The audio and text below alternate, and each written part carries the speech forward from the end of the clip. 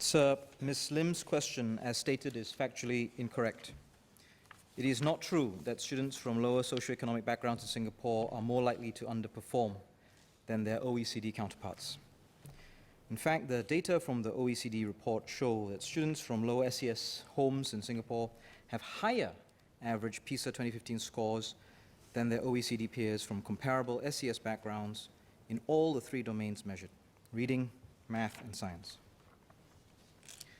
Notwithstanding this, if I can presume to read into Ms. Lim's underlying concern, it is indeed something that MOE is focused upon, because it is important that students from lower SES homes are able to overcome their circumstances and do well.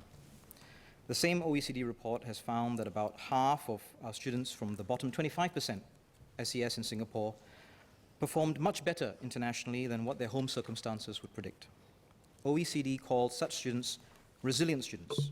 Our proportion of resilient students is substantially higher than OECD's average of about 30% in the PISA 2015 study.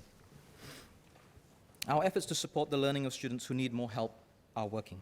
MOE has put in place various programs to provide additional support targeted at specific learning needs of students. We have a special reading program for K2 children with difficulties learning English, and the learning support program in English and math for P1 and P2 students. At the higher grade levels, there are corresponding programs such as those that provide reading remediation or help students improve their confidence and numeracy skills. Other efforts include targeted needs-based financial assistance schemes across all schooling years. But we do not rest on our laurels. It takes constant hard work to enable every student to achieve their potential during their educational journey, especially those from more challenging home circumstances. MOE will therefore continue to work closely with other agencies and community partners to provide the necessary support for students who need it most. Ms. Sylvia Lim. Thank you, sir. Two supplementary questions for Senior Minister of State. Sorry, can't remember your rank.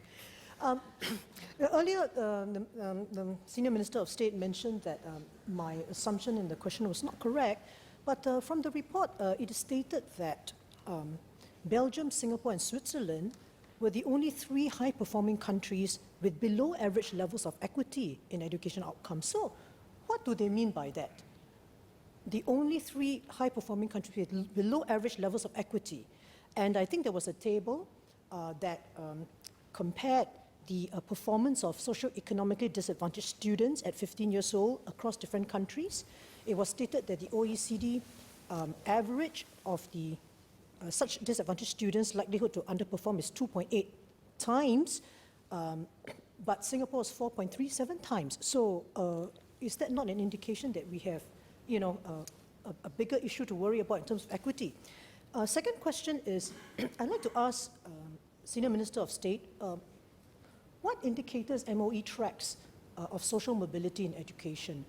In a previous PQ that I filed almost 10 years ago, we know from the Minister then that MOE does track, for example, students going to our public universities based on housing type.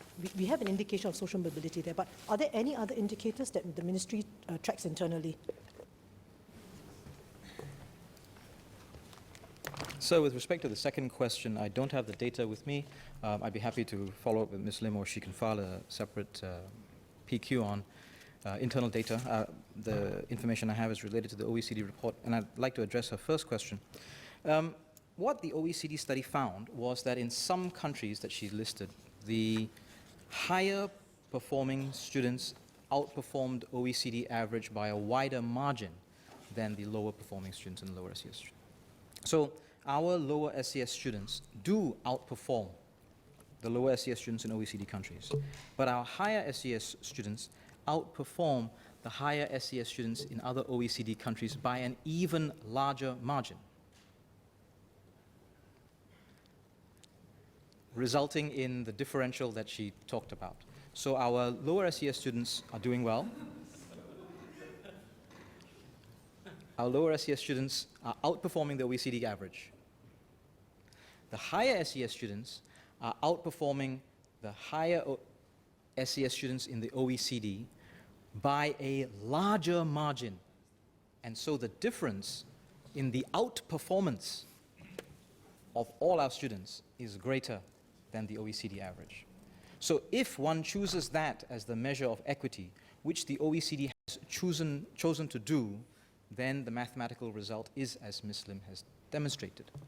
However, it does not mean that our lower SES students are underperforming their OECD counterparts. That is not the case.